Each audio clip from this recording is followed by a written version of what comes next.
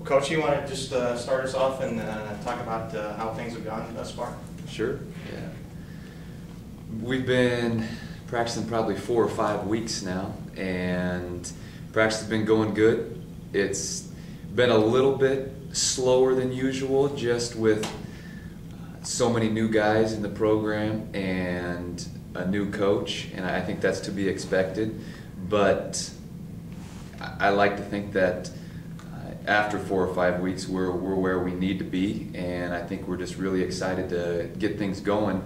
Starting this week, we've got a scrimmage here on Wednesday at 5 o'clock versus Spokane Community College to kind of give us a warm-up and to really give us a sense of where we're at, and then we'll get going officially next week, Thursday at Montana. And I think that, I know I'm looking forward to that, and I think all the guys are looking forward to it too. Brandon, newness is the key term for men's basketball this year. Your first year, 9 new active players, 12 new players overall on the roster.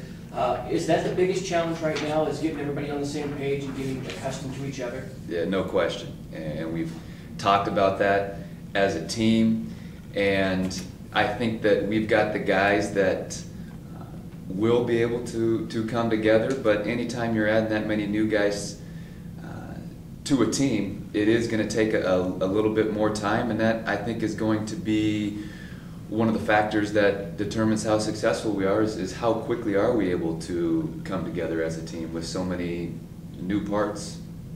Can you tell us your philosophy? What can fans, what can the media, what can people expect to see from you guys in terms of what you're going to run and things like that on the floor?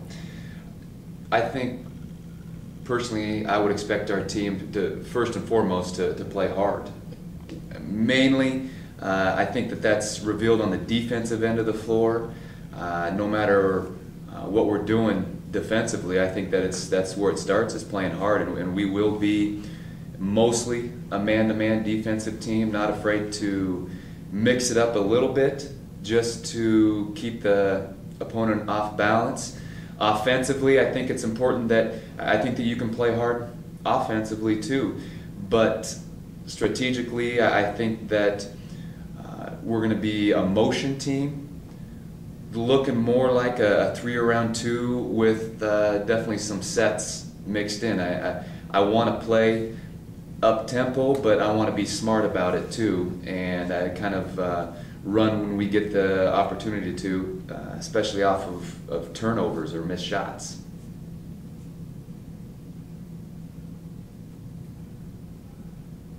What about familiarity with the conference? I know you came from the Division II world. You know those teams real well. What do you know about the Frontier Conference? What do you know about NAI in general? I've been fortunate enough to play some teams, to coach against some teams in this conference, to give me a little taste of it, and some Cascade Conference teams in the past, which are also NAI, and so I know that there's, in this conference specifically, there's some really good coaches that lead some really good programs. Player-wise, it's at the NAI level, you're getting a lot of skilled players, specifically players that can shoot the basketball and spread defenses out, and so you need to be able to defend that. It sounds like, and there is going to be some feeling out as far as my first year in this conference. I'm not going to pretend that I know what every single program does, and I'm looking forward to, when we get to that point, being able to watch on film and getting a feel for how each program tries to be successful. But it does sound like that, as much as any year, this might be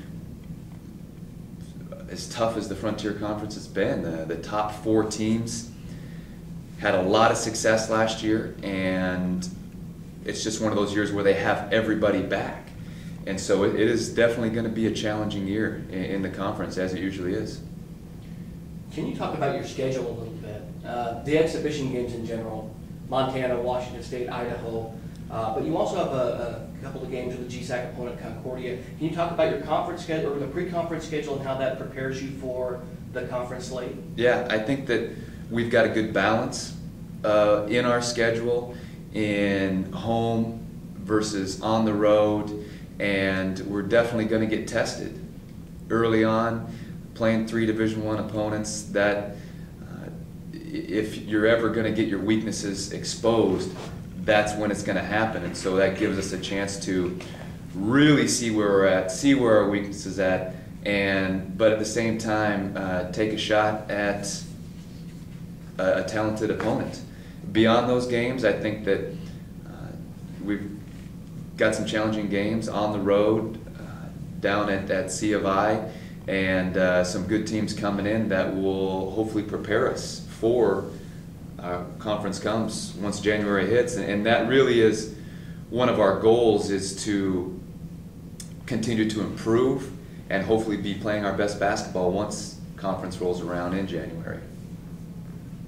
And for Darin, senior year, you're one of just a few guys that are back this year. How are things different? And in that respect, how are they better, do you think, this year? I would say probably the biggest difference is a lot more competitive, like practices. I mean, I think people are playing a lot harder, buying into like playing hard on defense and just competing in practice. And I think that's just going to help us in games when we're on the road or in tough situations, just to be mentally tough enough to compete and do the little things to win those close games. So I think we're a lot more competitive this year, as far as I can tell from our practices. And do you like this team? Yeah, I mean, a lot of times when you bring a lot of new players, I played junior college, so every year it's kind of new players, but I mean, bringing in new players again this year, I think we got the right pieces to do good. We got talent, we got guys that can do different things that can help the team defend, shoot the ball, rebound. And I just think if we can just bring it all together, we have a chance to do really good in the conference. Mentioned as a senior, more often than not, more leadership required from guys, and especially you, because you've been here before. Are you comfortable with that role? Do you like to lead, and is that something that they're asking you to do more of? Yeah, some coaches asked me to do, step up, be a leader. I kind of like to lead by example. I'm not as much of a vocal leader as other people, but I mean, it's definitely something as a senior you're expected to do. I know what it's going to take to win in the conference and what to kind of expect from the other teams, but I mean, I just hope that me and some of the other seniors that can lead the team, I think we'll do good enough to get the job done and people buy into the system. So. And Spencer, I mean, kind of following up what Darin's saying, what's your impression, what's the atmosphere like for you this year compared to a year ago? We just started off working a lot harder than last year. There's kind of a different feel in practice where everyone out here is working hard, and I think we're just going to have to come together as a team as hard as it is right now with all the new guys. But I mean, we just got the pieces, but we got to put them together, like Darin said. Coach, you maybe already addressed this, but is it easier walking into a situation with so many new players because everybody is new and you get to kind of everyone on the same page, or is it a more difficult situation looking at something like that? I think that if you look at maybe the two situations of being able to step in with a team with a lot of returners and maybe had a ton of success versus a team where you're forced to bring in a lot of new players. They both bring their challenges. I would, if I had to pick, I don't know, but I would say being a new coach, having this many new players,